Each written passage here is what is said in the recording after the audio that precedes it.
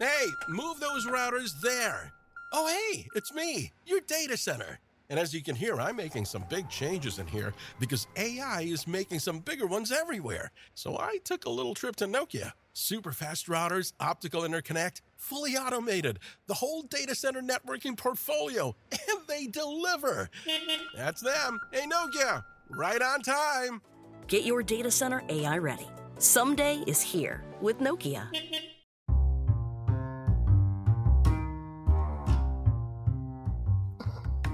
Hello, podcast world. It is 10/24/2020, 4:50 p.m. and I am hitting y'all up today to talk about Nancy Pelosi and what she said and what I think is it's funny and it's the truth and I agree with it. It's a great something to stand on. And I heard them talking about earlier this week. It was children learning, parents earning. She's talking about, well, they're going through negotiations for the stimulus package and they're going back and forth. And at this point, they're talking about Trump doing a presidential executive order and just, getting us our money, basically. You know what I mean? So, but I really respected that statement. It really makes sense. I feel like it's something that we can hold on to the end of time. Like she said, parents earning, children learning. And I can get behind that, just 100%. But please don't let that statement be the only thing that you have to say that the people can agree with, because at the end of the day, we want you to show me the money. Like, seriously, we want to get paid. We're tired of being broke. Like, you don't understand. There's places out here, like some of them, let's say that you work at McDonald's or Taco Bell or whatever places that you might consider essential, and there just happens to be some sort of COVID outbreak. You know what happens to that place? They shut down for a couple of weeks.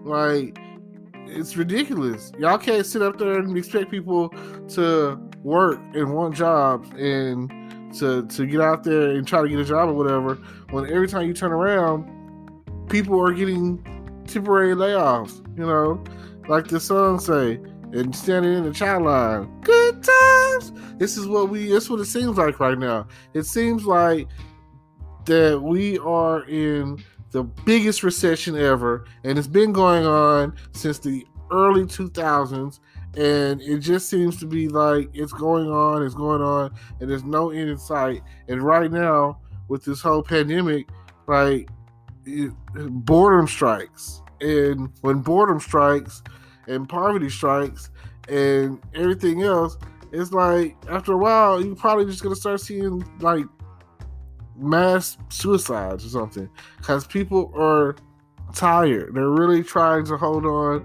by a thread. It's like businesses are closing down, stores are closing down, because people are not. I feel like this whole, that's the point of the stimulus package, right? To put money into the economy. It's like you give, this is proven fact, that if you give the economy, or if you give people money, they're going to spend it. It's going to get spent. People are going to get out there and they're going to buy things that they need for their household. I haven't found air spray, like Lysol spray or whatever. I haven't found that since the beginning of the pandemic. I'm like, man, how can I get some? Like, I would really like to spray my house down a little bit with some Lysol or whatever, some disinfectant spray. And it's hard as heck to find some rubbing alcohol. 91% proof, if you can find it. I'll be looking for it at Walmart, and I can only find the 70% proof every now and again in a little box. But like I say, it is so hard, and it's affecting everything. It's affecting the mail system. Hey, it might even be affecting the weather. I don't know. 1 minute it's hot, 1 minute it's cold, or maybe it's just because I live in Texas. I haven't really figured it all out. But it seems like if children aren't in school safely, children learning, parents earning. You know, people can't even go to work because their kid is stuck at home doing virtual, and they gotta be every other day or so. They, at some point in time, they gotta be home. I mean, parents don't want to really see their kids. Hey, they want them, like I said, they want them in school learning. They want to know that they're able to participate in the normalcy that they're used to. Homecoming parties and parades and, you know, dating and social life. They want that for their children. They need a break. You know, if you're a full-time parent or a single mom or single dad or single anybody doing this thing all by yourself, it's already stressful enough. So please, I mean, what do we got to do to make it happen? It's so, I feel a strong change because even myself, I'm a straight ticket Democratic voter, you know, no shame in it.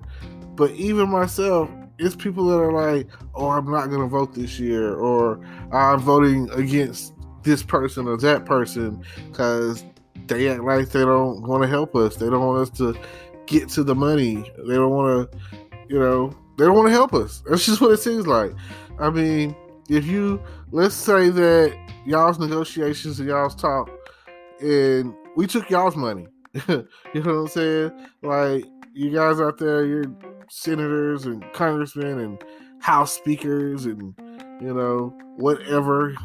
If you were in our position, if you were to go to your bank account and it'd be $0 in there, and you'd have to figure out what am I going to eat today, or how I'm going to get gas today, or anything of that nature, you know what I'm saying? Like, what am I going to do is what they're asking.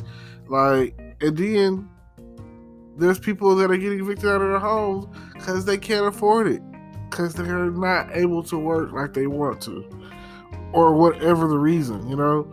Like, and there's so many like factors in there that's keeping people from working or whatever. Because again, if your child or children are like in elementary, then, you know, it's not like they can be there at home by themselves.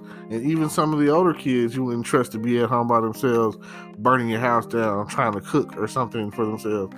It's just the world that we live in right now. Like, what are we going to do to get that stimulus pushed? And the slogan that you got going with the whole children learning and parents earning, I do like it, you know, but it just seems like a dream deferred. It just seems like, are we going to be able to make it there before the election? Like, now you're trying to argue if, and like I say, here it is. It's Saturday, October 24th, 2020, and here we are at the point of Trump is going to look like a hero if he comes in and swoops in with the executive order and people start getting his money. I mean, some people feel like it's all been a plot or a ploy to keep him in office, because regardless, here's the thing, and here's the tricky thing that people understand: it doesn't matter what side you're on, red or blue, Democratic, Republican, it's all about the green.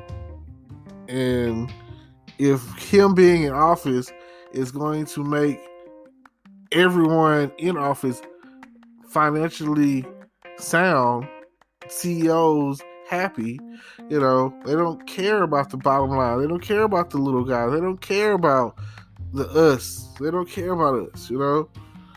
Like Michael Jackson said, they don't really care about us. So him to swoop in, throw out this executive order, pass this order, get us his money right before the election. I mean, here it is. You got about a week left. If Monday morning he announces, boom, this is what's going to happen, by the end of that week, people are expecting to get, let's say they're expecting to get their next unemployment check, and then it's supposed to be retroactive. So I can't say when the money will drop, but it's announced. It's out there. You know what I'm saying? So it's like, oh, you can't really renege on this. It's out there. This is what you said you're going to do. It automatically pushes them to the point where people are going to vote for him. You know, people are going to vote for Superman over Lex Luthor any day of the week. Like, I need you to understand that okay, I say that people are going to vote for Superman over Lex Luthor any day of the week because he's out there, he's flying around saving people.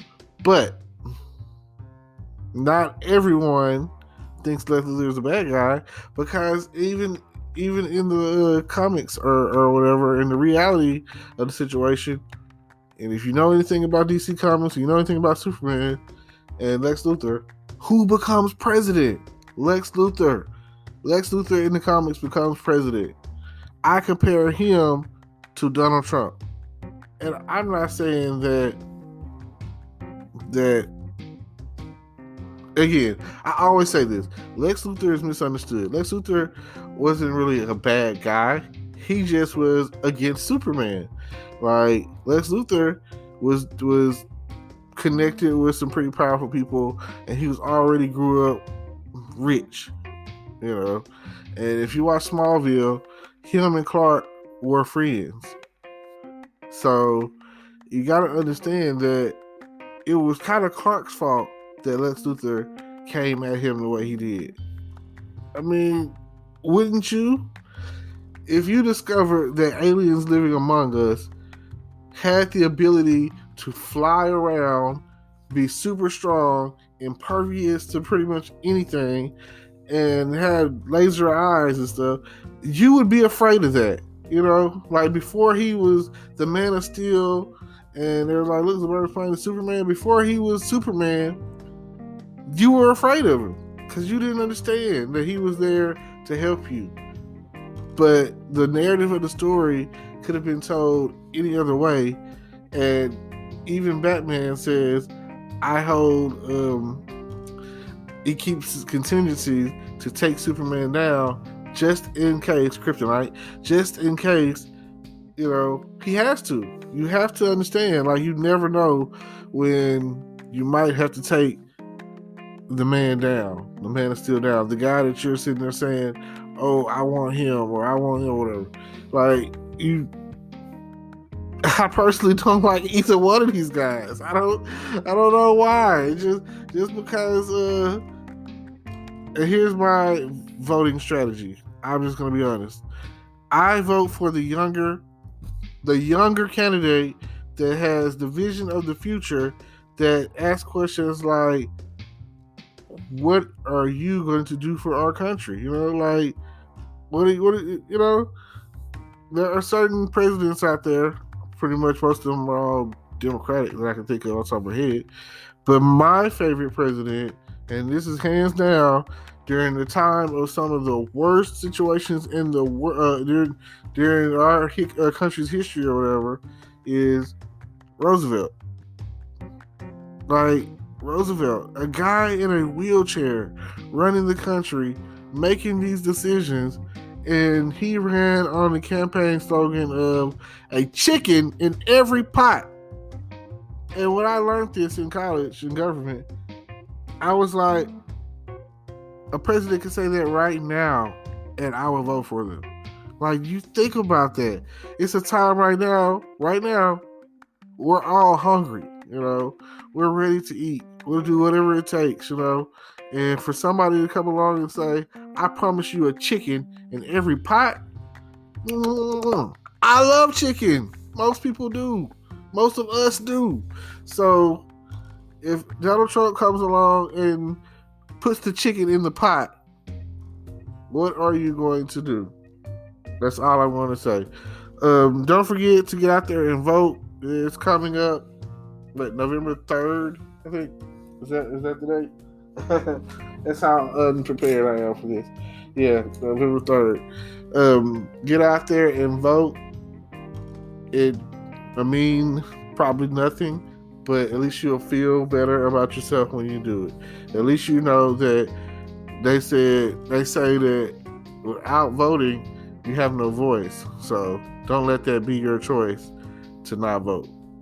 Thank y'all. Don't forget, students learning, parents earning.